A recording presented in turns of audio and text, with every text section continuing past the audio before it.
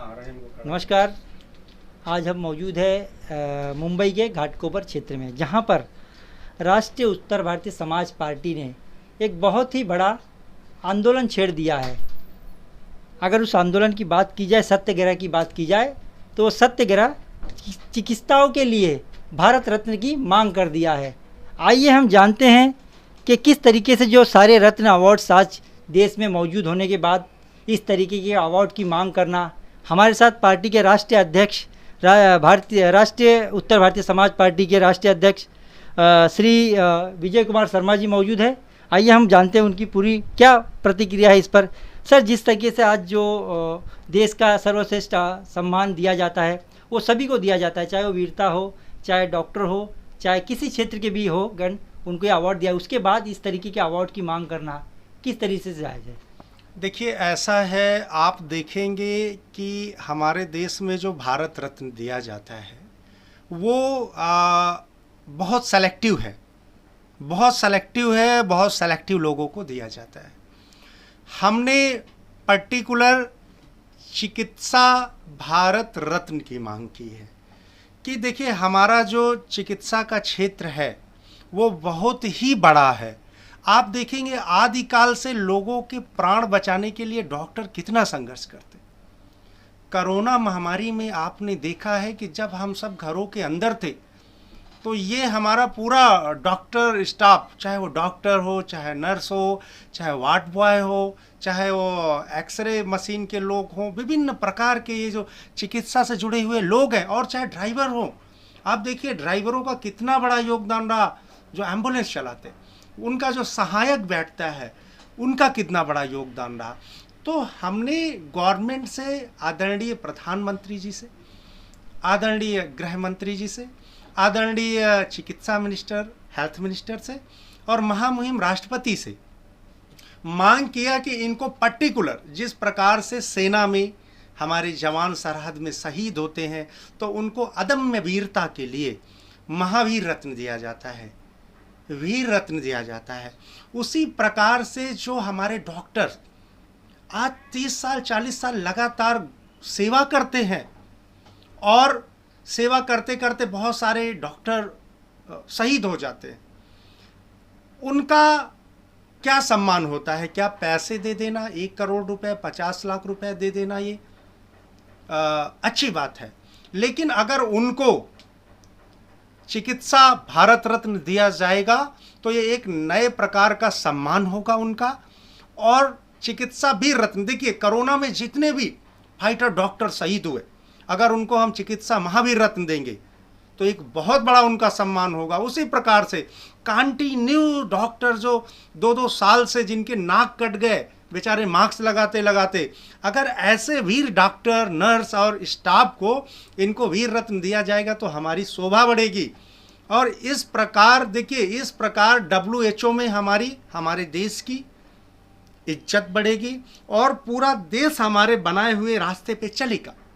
हमारा देश विश्वगुरु कहलाएगा कि नहीं। भारत ने ऐसा अवार्ड देना डॉक्टरों को शुरू किया था।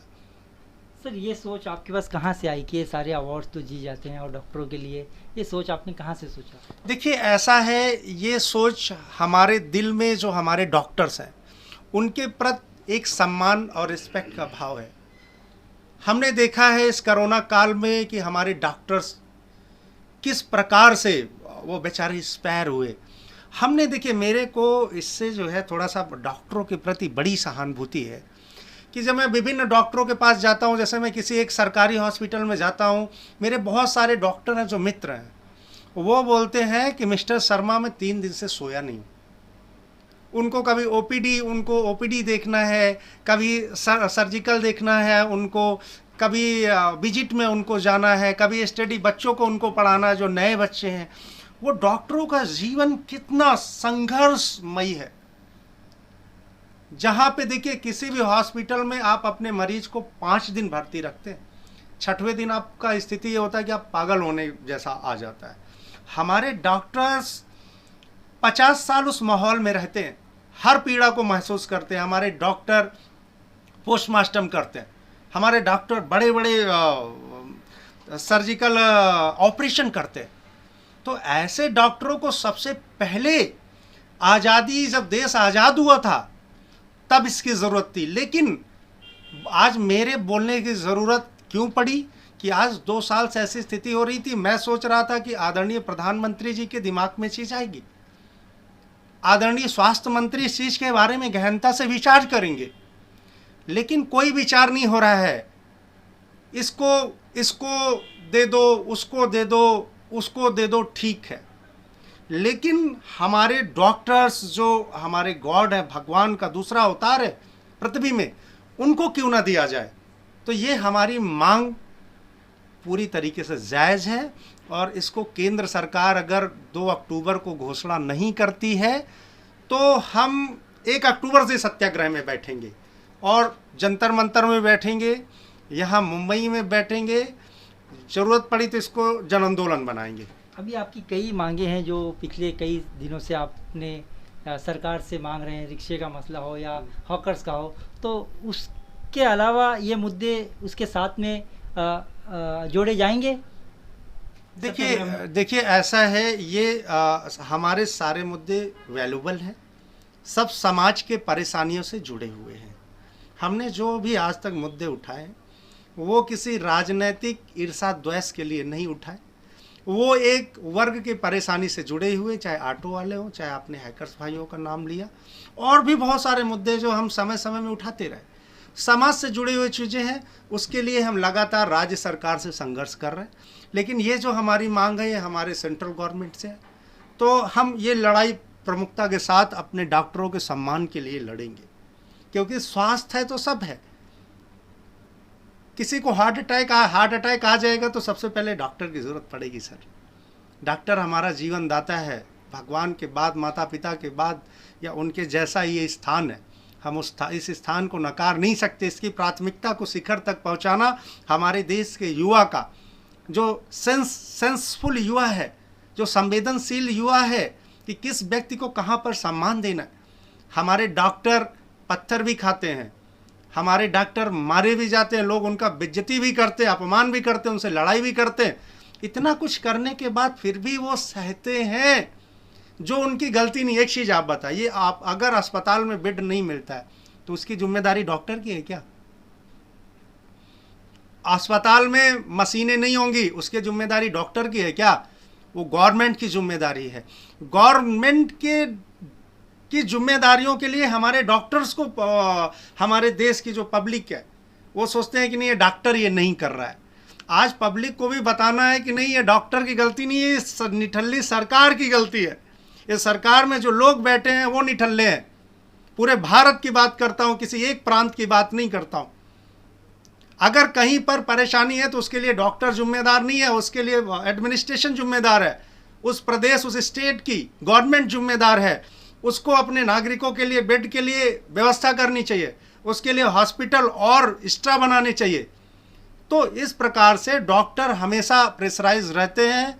आज हमारे हृदय में आया है कि हम पूज्य अपने डॉक्टरों के लिए, भगवान ने हमें जो दिमाग दिया है, हम अपने डॉक्टरों के लिए फाइट करेंगे जब तक उनको चिकित्सा भारत रत्न, चिकित्सा महावीर रत्न और चिकित्सा वीर रत्न, जब तक ये अवार्ड की घोषणा नहीं होती है, हमारा संघर्ष जारी रहेगा। सर, मेरा एक लास्ट सवाल है। जिस तरह 1 अक्टूबर को आपने कहा है कि हम बड़ी तादाद में लोगों के लिए सत्याग्रह करेंगे जी, डॉक्टरों के लिए, तो ये किस जगह होगा मुंबई में? अभी हम देखिए, हमारा अभी प्रथम प्राथमिकता है कि हम अपने सारे डॉक्टर्स के पास जाएंगे। हम सारे डॉक्टर्स के पास जाएंगे, उनको इस विषय से अवगत कराएंगे और फिर उनके सानिध्य में उनका वरदास्त लेते हुए एक जगह निर्धारित करेंगे। दिल्ली में हम जंतर मंतर में हमारी टीम बैठेगी, ये फैक्ट हो गया। यहाँ मुंबई में कहाँ बैठना है इसके लिए हम डिसाइड करेंगे। तो दिल्ली के डॉक्टर्स, चाहे वो एम्स हो, चाहे दीनदयाल उपाध्याय हो, बहुत सारे दिल्ली के डॉक्टर्स हैं, हम उनसे संपर्क करेंगे।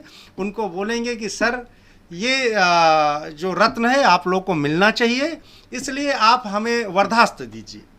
धन्यवाद सर जी। बात देख सकते हैं किस तरीके से जो एक चिकित्सा रत्न की मांग आज उत्तर भारतीय समाज पार्टी की तौर से किए गए हैं। वाकई ये बहुत ही सराहनीय काम होगा अगर देश के प्रधानमंत्री इस मांग को मांग लेते हैं। कैमरा पर्सन शाहनवाज के साथ Firoz Siddiqui, the Republic News, Mumbai.